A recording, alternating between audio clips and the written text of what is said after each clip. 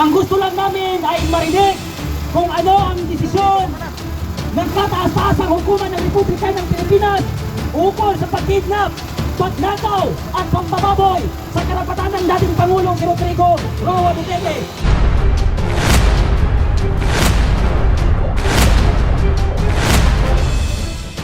Naman kami, tuwing umaga, ginagawa naming umagahan ang pagmumura sa mga opisyal ng gobyerno na walang pakialam sa panawagan at tinig ng taong bayan.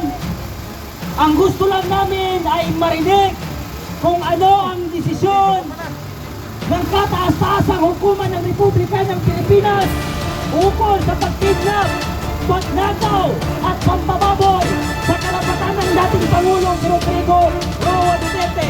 Gusto rin namin kataas-taasang hukuman ng malungkot na Republika ng Pilipinas na ibasura kung anuman ang magiging desisyon ng ICC o ng International Criminal Court patungkol sa aming dating presidente na si Rodrigo Roa Duterte. Malinaw po ang aming pakay. Malinaw po ang aming panawagan. Ang marinig kung ano ang desisyon ng Supreme Court ukol sa pambababoy, panlapastangan sa ginawa ng Administrasyong Marcos sa nakaraang administrasyon na si Rodrigo Roa Duterte. Pangalawa ay ang araw-araw na sigaw ng taong bayan na suspindihin ang value added tax sa ating bansa o sa produktong langis. Nag-fill up na ako ng ano. Napakasimple lamang ng aming inihingi. Dalawa na page ko. Napakasimple lamang ng aming panawagan. Pero bakit kailangan may mamatay? Bakit kailangan maghirap sa 5,000 na binibigay ni Bongbong Marcos na ayuda para sa mga driver, para sa mga grab, para sa mga move-it? Dapat si Bongbong Marcos na lang ang mag-move it. Pumunta siya sa ibang bansa. Di ba? Wala pa sakit.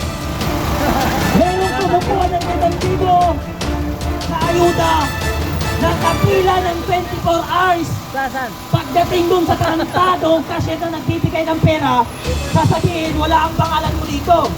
Merong namatay dahil sa kakapila sa ayuda ni Bongbong Marcos. Sige tayo dyan. Mahirap na nga yung Pilipino, mas lalo pang pinapahirapan ng Administrasyong Marcos. Diba? Kailangan pang may mamatay. Kailangan mo pang pumila ng 30 hours. 13 hours para makakuha ng 5,000 ayuda. Pero kung titignan natin yung nakarang administrasyon, yung ayuda mismo ang lumaanap o lumalapit sa tao.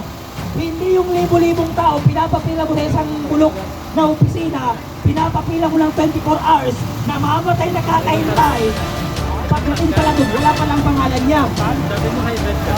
Meron ko. Pangalawang napalpakan ni Bongbong Marcos, yung libreng sakay niya. Ang saya ng presidente nung in-announce niya na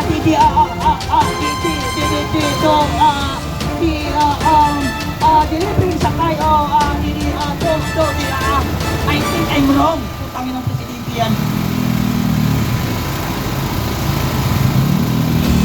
Delivering sakay, sabi niya, hindi mo maintindihan kung ano ba itong presidente natin. Tapos, pagkakita mo ng libreng sakay na binigay niya, 10-wheeler. Kakong presidente kung si Bongbong Marcos. Paano ka sasakay sa 10-wheeler? Paano sasakay yung mga senior citizen? Paano sasakay yung mga estudyante? Yung may arthritis, yung may rayuma. Kakasingot mo, pati libreng sakay mo, ginawa mong 10-wheeler. Anong tingin mo sa Pilipino? Basura? Diba? Ano na ang balita dun sa mga OFW na namatay? Na inuwi sa ating bansa? 20 na OFW na namatay. Ano na kaya ang ginawa ni Bongbong Marcos? Dapat sila na lang ang nahulugan ng missile eh. Saan na sila resolve ni Virus? Na ang babae, umiiyak pa nung nakita niya ang OFW na nakawi. Napaka-plastic ng babae na yan. Yan yung tumistigo nung inimpeach si Corona dati, yung Chief of Justice dati, na inimpeach ng mga dilawan dahil nagdesisyon ang Supreme Court na ipamigay yung lupa sa yung mga lupain ng mga dilawan sa tawag dyan, Yung Luis Vita. yung Lucinta, Hacienda Luisita. Nung nagdesisyon ng Supreme Court na ipamigay yung Hacienda Luisita, ano ang ginawa ng administrasyon na kalbo? At Noynoy Aquino? I-impeach yung dating Justice. Justice dito, Sino ang tumistigo? Yan si Risa Ontiveros. Tinanong siya kung saan galing yung mga ebidensya. Anong sabi niya? Dinownload po namin sa data. Dinownload dan sa data, kaya na-impeach si Corona dati. Ngayon, binabalik na naman nila ulit si VP Sara para ma-impeach. Saan na naman galing yung tumitistigo? Nandun sa kulungan. Convicted. Supreme Court, huwag na natin ulitin kung ano man ang nagawang pagkakamali noon. Huwag na natin ibalik ngayon.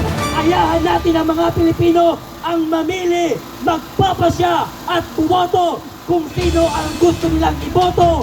Kaya nagsusumikap ang Administrasyong Marcos na ma-impeach si Sara dahil ipinagdadamot nila sa mga Pilipino na mamili kung sino ang dapat mamuno sa ating bansa. Kaya kami ay paulit-ulit na mananawagan sa harap ng Supreme Court. Bayaran mo yan kung mabingi sila. Wala kong pakialam kung anong argument ang pinagagawa nila. Bago kayo makipag-argument sa kung ano-ano dyan, unahin nyo ang tinig ng Pilipino bago ang pamumulitiko. Anong sabi ni Claire Castro ng Administrasyong Marcos? Napakaagang pamumulitiko ni Sara Duterte dahil nag-anunsyo siya kagad ng tatakbong presidente. Tarantadong administrasyon ni Bongbong Marcos. Mas maaga kayong namulitiko dahil pagkaupo mo pa lang, ipina-impeach mo si Sara. Ikaw ang maagang namulitiko. Ano ang ginawa mo? Magkatapos kay Panalang Duterte, ipinakidnap mo si Rodrigo Roa Duterte. Ilang administrasyon ang dumating, ang tatay mong magnanakaw na demonyo na si Marcos Sr. hindi ipinalibing ng mga nagdaang presidente. Dahil ayaw ng taong bayan, dahil hindi may tuturing na presidente o bayani si Marcos Sr. sa dami ng pinatay niya, sa dami ng ninakaw niya. Dumating si Duterte, ipinalibing yung demonyo mong tatay. Na ang tagal ng panahon, hindi malibing-libing dahil sa kademonyuhan ng pamilyang Marcos. Hindi pa siya nagtatapos, Bongbong Marcos. Ipinapakulong ang nanay mong demonyo na si Imelda. Hindi pinayagan ni PRRD kasi matanda na daw. Pero bakit si PRRD na nagpabalik sa inyo, nagpalibing sa demonyo mong tatay, pinabalik kayo, ipinakidnap mo kahit alam mo na wala tayo sa ICC o hindi tayo membro ng ICC. Ito ay isang kalapastangan, pamamawalang hiya sa Supreme Court at sa mga abogado. Bakit pa tayo mag-aaral ng abogado kung ang sarili natin, kapwa nating Pilipino, ay dadalhin sa ibang bansa? Wala ba tayong Supreme Court? Wala ba tayong tiwala sa mga abogado nagpag-aral ng batas? Malinaw na ang Administrasyong Marcos na ito ay walang kwenta. Ang Administrasyong Marcos na ito ay hindi para sa mamamayang Pilipino, kung sa mga oligarko na naghahari sa ating bansa, para sa mga bilyunaryong mga gago. Si Marcos ay hawak ng mga tarantadong negosyante. Kaya support sa kanya ang mga negosyante. Diba? Lahat ng mga negosyante, nagkayak sila susuportahan si Bongbong Marcos. Dahil ito ang kauna-una ang presidente na direct na nakikipag-usap sa aming mga negosyante. Ayaw nilang ni Duterte. Bakit? Pinupalpal sila nung time ni Duterte. Pinagpilitan sila na magbayad ng tax dahil ayaw nilang magbayad.